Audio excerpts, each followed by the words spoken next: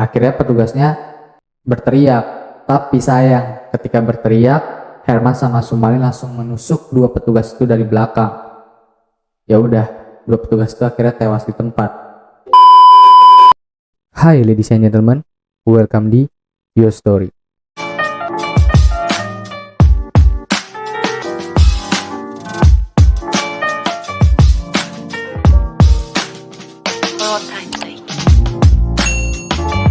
Sebelum gue mulai, seperti biasa gue mau ngucapin buat kalian semua selalu sehat, tetap semangat di setiap aktivitas kalian. Semoga hari-hari kalian menyenangkan, dan yang terpenting adalah tetap prokes.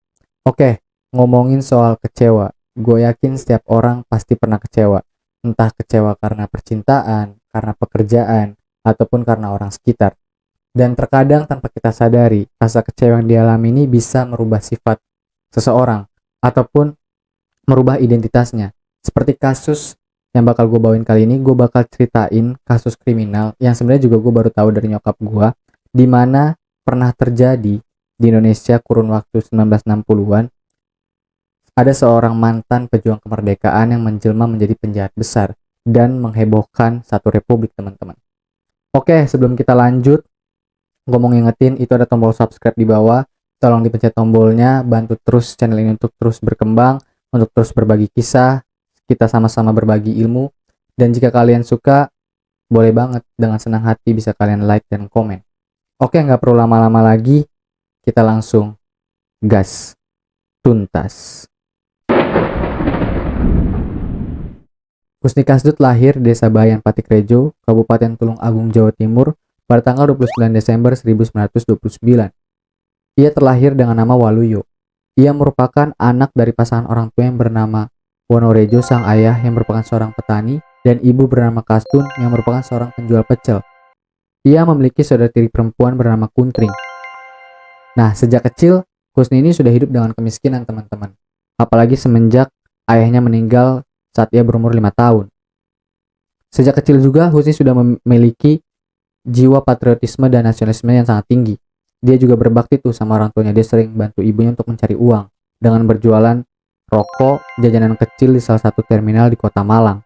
Nah, buat kalian yang pernah naik Kopaja, Metro Mini, atau pernah ke terminal bus, pasti kalian sangat familiar sama suara ini. Cangcimen, kacang kuaci permen. Nah, Husni pernah berjualan itu, teman-teman. Oke, itu adalah biografi dari Husni Kasdut. Sekarang kita masuk ke kisahnya menjadi pejuang RI.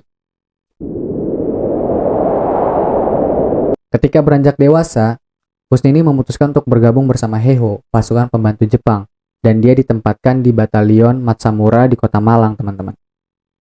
Oke, setelah dia berkarir di Heiho ini, tepatnya 2 hari setelah kemerdekaan Indonesia, pada tanggal 19 Agustus 1945, ia memutuskan untuk bergabung bersama Laskar Tentara Keamanan Rakyat atau TKR di Rampal, Kota Malang.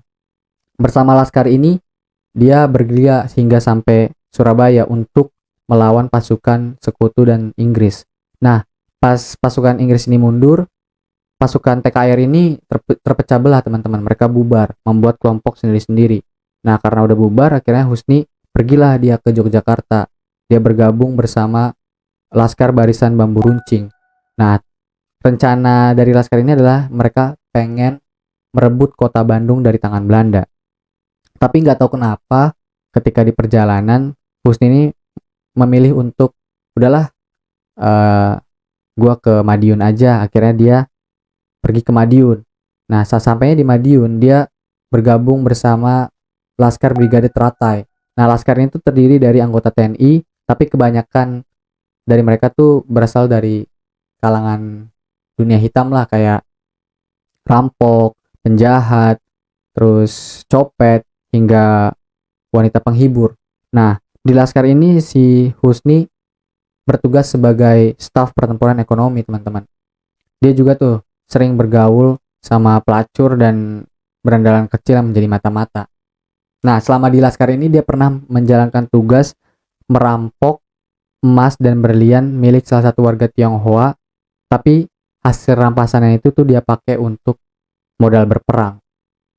Nah, dengan melakukan tugas ini dia jadi senang kan, dia bangga, ya kan. Akhirnya pada tanggal 19 Desember 1948 ketika dia berada di Yogyakarta, si Husni ini menemukan meriam milik Belanda, teman-teman. Nah, akhirnya dia meminta bantuan beberapa warga setempat untuk mendorong meriam itu sejauh 20 km dan menyerahkannya ke gerombolan prajurit untuk modal melawan Belanda.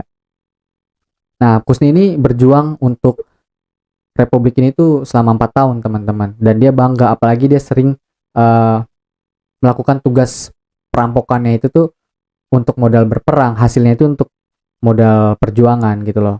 Nah, tapi selama melakukan perjuangan ini tuh si Husni berapa kali tertangkap, teman-teman, sama Belanda. Dia dipukuli, disiksa hingga ditahan, tapi berapa kali juga dia berhasil meloloskan diri sampai Belanda itu menjulikinya sebagai kancil atau belut licin karena dia tuh beberapa kali itu meloloskan diri, berhasil keluar dari penjara gitu loh. Oke, itu kisah perjuangannya. Sekarang kita masuk ke motif dia menjadi penjahat.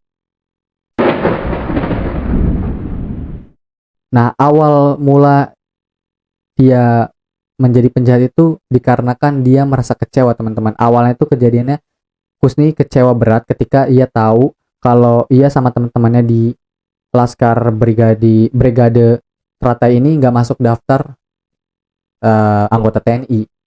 Nah, akhirnya dia berusaha tuh, dia sempat mengaku kalau saya ini pernah menjadi tentara Republik Indonesia pelajar atau TRIP gitu kan. Saya ini pernah berjuang selama 4 tahun loh, mempertahankan kemerdekaan dan kemerdekaan Indonesia gitu loh. Tapi usahanya itu ditolak karena si Husni ini punya cacat bekas luka tembak di kaki kirinya, ya bekas masa perjuangan. Akhirnya ia memutuskan kembali ke Rampal Malang, teman-teman. Nah, selama 1 tahun di Rampal, si Husni itu mengurus surat pernyataan bekas pejuang. Nah, di tempat itu juga tuh dia ngumpulin duit, dia nabung, ya kan.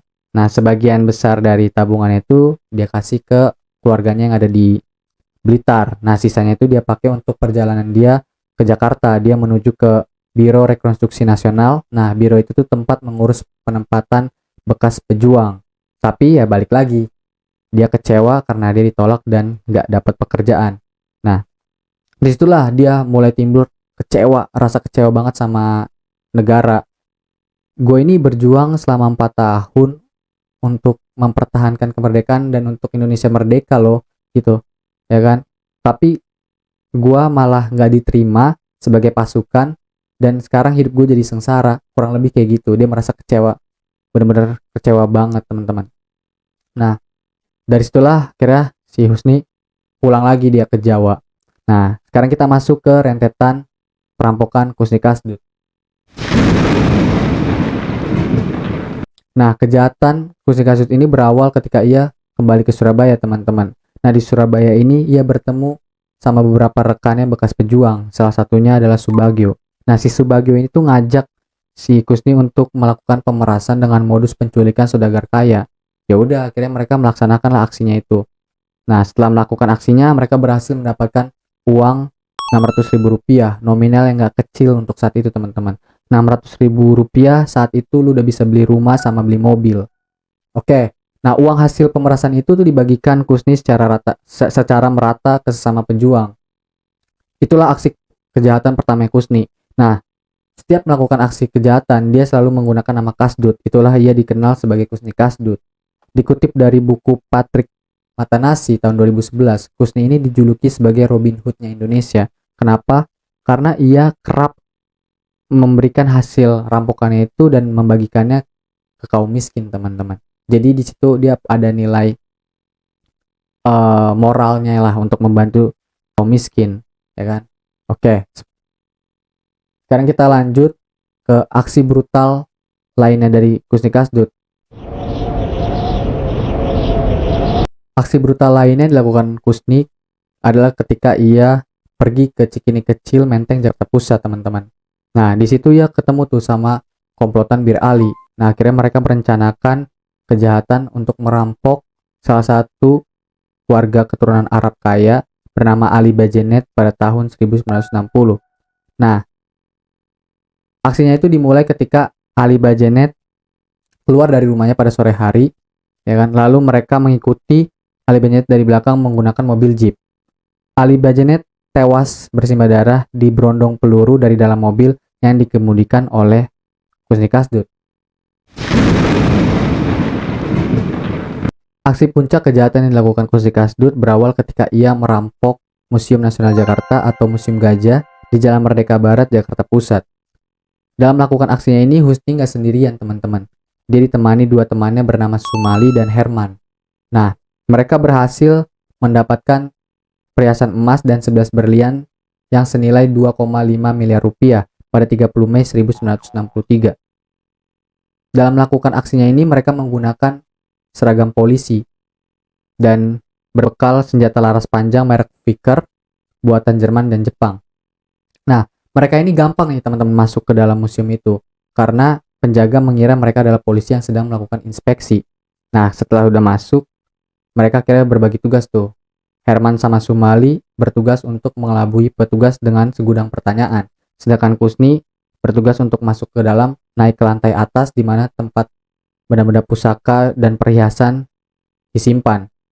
Dengan cepat Kusni melakukan tugasnya. Berbekal obeng, dia berhasil tuh membuka dan mengambil semua perhiasan yang ada. Tapi pas dia mau turun dan mau kabur, dia ini ketahuan sama dua petugas di museum itu, teman-teman. Akhirnya petugasnya berteriak. Tapi sayang, ketika berteriak, Herman sama Sumali langsung menusuk dua petugas itu dari belakang. Ya udah, dua petugas itu akhirnya tewas di tempat. Akhirnya mereka berhasil kabur menggunakan mobil jeep. Mereka keluar, kabur. Nah, di tengah jalan mereka berpencar, teman-teman. Berpencar, tapi mereka akan bertemu lagi di satu titik di salah satu rumah di kawasan Selipi, Jakarta. Penangkapan Kusni Kasdut diawali ketika perantara yang biasa membantunya berhasil ditangkap polisi, teman-teman. Nah, rupanya polisi ini juga udah mencium jejak Kusni ini karena dalam waktu bersamaan, Herman sama Sumali ini juga berhasil ditangkap. Nah, akhirnya nggak lama dari situ, Kusni berhasil nih diringkus. Tapi pas lagi dia mau dibawa ke kantor polisi, dia ini berhasil kabur, teman-teman. Dia menumpang mobil pick up. Akhirnya polisi berhamburan dong untuk mengejar si Kusni ini. Nah, pengejaran terhenti ketika Kusni turun dari mobil pick up. Salah satu polisi menembak kakinya. Nah, dia jatuh, pingsan. Ya udahlah, dia dibawa ke kantor polisi. Akhirnya dia menjalani persidangan di pengadilan pada tahun 1964 dan hakim memutuskan Kusni Kasdut divonis hukuman mati. Nah, sembari dia nunggu eksekusinya itu, Kusni dipenjara di lapas Lowokwaru, ya kan? Lowokwaru di Kota Malang. Nah, Kusni tercatat dia beberapa kali itu berhasil meloloskan diri dari penjara, teman-teman. Dia tercatat 8 kali kabur dari penjara. Wah, gila. Terakhir ia melarikan diri itu pada 10 September 1979 sekitar pukul 3 pagi. Nah, sebenarnya pada saat itu si Kusni itu mengajukan permohonan gerasi kepada Presiden Soeharto, namun ditolak, teman-teman. Nah, setelah dia kabur, saat itu Kepala Polri Letjen Awaludin Amin memerintahkan untuk semua polisi di daerah Jawa mencari Kusni Kasdut. Akhirnya, ya udah 1 bulan kemudian, 17 Oktober 1979, Kusni ditangkap di tempat persembunyian di Surabaya. Tapi waktu kejadian penangkapan ini mereka sempat baku tembak antara polisi dengan Kusni, teman-teman. Tapi ya tetap berhasil ditangkap. Oke, sekarang kita langsung masuk ke akhir hidup Kusni Kasdut. Setelah berhasil ditangkap kembali, Kusni dijebloskan ke lapas Kalisosok, Surabaya, teman-teman. Nah, selama berada di penjara ini, Kusni mendapat kabar nih kalau hari eksekusinya itu dipercepat. Ya udah, akhirnya dia pasrah dan tobat. Nah, menjelang hari eksekusinya, Kusni dibaptis sebagai seorang Katolik, teman-teman, dengan nama Ignatius Kusni Kasdut. Tibalah hari di mana eksekusi hukuman mati Kusni Kasdut dilakukan, tepatnya pada 16 Februari 1980. Kusni dihadapkan di depan regu tembak. Akhirnya itulah menjadi akhir cerita hidup dari Robin Hood-nya Indonesia, Kusni Kasdut. Setelah kematiannya, polisi menemukan hasil lukisan dari Kusni Kasdut, teman-teman. Jadi selama dia menunggu hari-hari eksekusinya itu, dia melukis gereja katedral Jakarta, tapi uniknya itu dia menggunakan gerbok pisang. Nah, akhirnya polisi membawa hasil karyanya itu dan sekarang lukisannya itu bisa dilihat di sudut lantai 2 Museum Katedral Jakarta.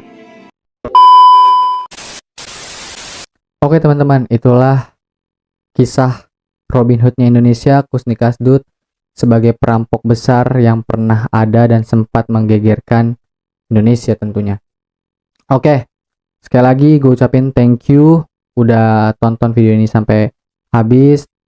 Terima kasih udah tetap stay tune, yang udah subscribe, yang udah like dan komen. Terima kasih. Dan gue juga minta kalian kalau misalnya ada request atau rekomendasi kisah-kisah yang bagus, kalian bisa komen aja di bawah, nanti bisa gue bawain di next konten. Oke teman-teman, mungkin segitu dulu dari gue. Selalu sehat, tetap semangat, dan tetap prokes. Sampai ketemu lagi di konten selanjutnya teman-teman. Gua pamit. Bye-bye.